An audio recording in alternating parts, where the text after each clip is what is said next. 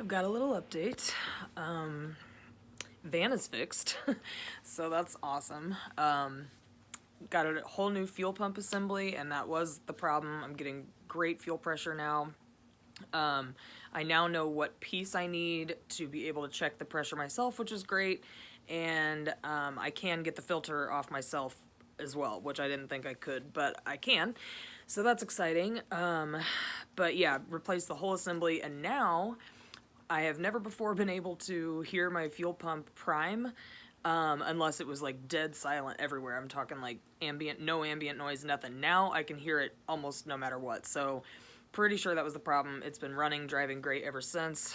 But circumstances have changed a bit, and I'm going to be staying in Illinois for about another month and because my aunt's mother-in-law suddenly needs a caretaker basically for a little while until she is moved to Florida with some family. So I'm going to stay here and do that because they need someone, and I'm here, and there's no reason I can't do it. There's no reason I need to be in Florida. I was going to go for Thanksgiving, obviously, but I'll be here now for that, and that's fine.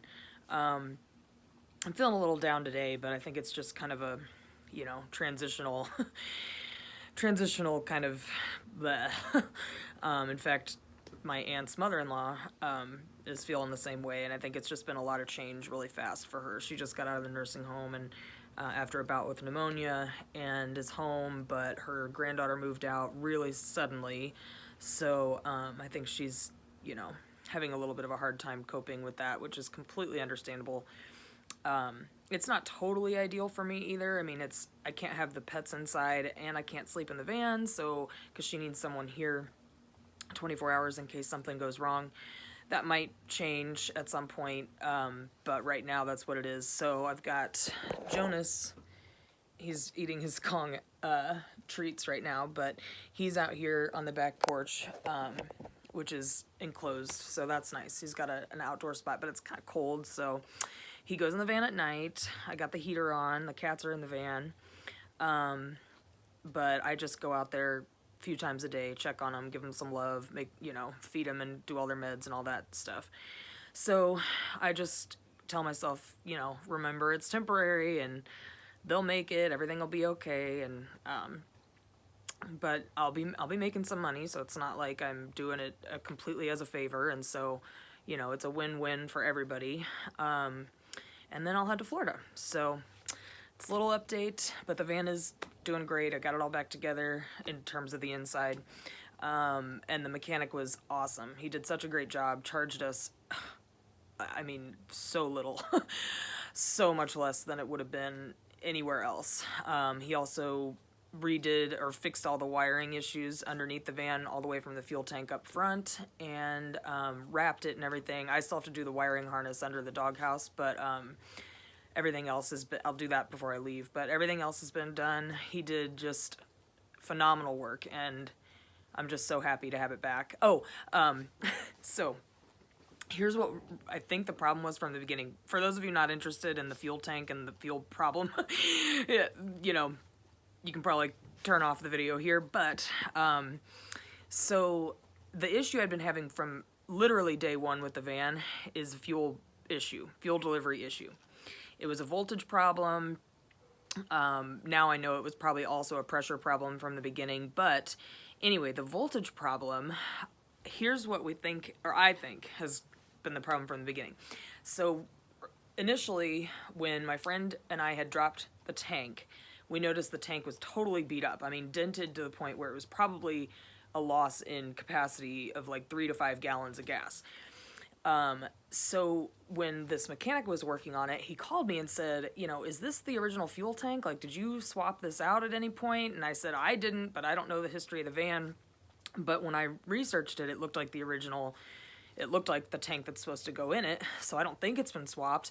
And he was like, well, I can't get this assembly in there. There's not enough space. It's all messed up. And the thing is, when my friend and I had replaced the fuel pump initially, just the pump, not the whole assembly that goes in there, the pump was the wiring that came with the pump didn't reach the wiring for the rest of the assembly, and so he had to extend all those wires, and so it was kind of a jumbled mess in there, and so that never made sense. And then when this mechanic went to replace the whole assembly, it wouldn't fit, and that's why he was questioning whether it was the original tank. And I said, well, I know it's really beat up. Could it be dented in such a way that is shortening the distance from where the assembly goes in at the top to the bottom? And because he said it was touching and he can't get it in. And at some point, the old assembly was like bent in a way. I don't know.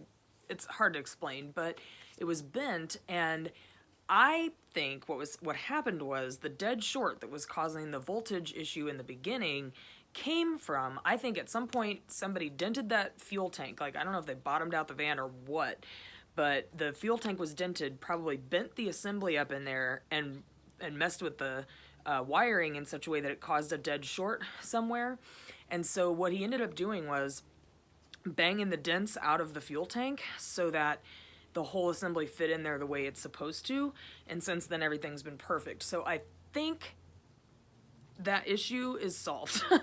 The voltage issue, the pressure issue, all of that. I think that's where it came from, and he did some body work on that tank so that it's back to the shape it should be, and I think that means the wiring and the new assembly and pump and everything is the way that it should be. So I still haven't had to fill up the tank, and so, he also, when he dropped the tank, one of the evap line was twisted and jammed up against the body of the van.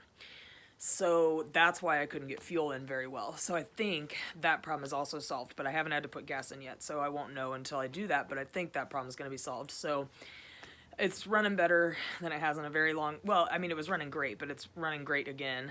And yeah, so all the problems are solved for now, and I'm looking forward to getting back on the road, looking forward to getting to Florida, but I'm also glad for this opportunity and glad to be able to help my family when they need it. So, and that wouldn't be possible without van life. So, you know, if I were trying to rent a place or do something like, I mean, it would just all be hard, but with the van and my life the way that it is now, it gave me this opportunity to be able to help my family when they needed it and be there for someone when no one else really could do it, and that makes me really happy. So it's another benefit of van life, unexpected. But yeah, we'll just, you know, do this, and I think it's what God wants me to do, and see where that takes me after that. But hopefully heading to Florida in about a month, and that's my little update for now. Sorry for the talking head video, and got nothing to really show. It's just a rainy day in Illinois, kind of cold. But yeah, wanted to let you know things were going good. So hope everybody's having a great day, a great week. I know it's been stressful and crazy, so, you know, try to keep your heads up, and I'll talk to you soon. Bye.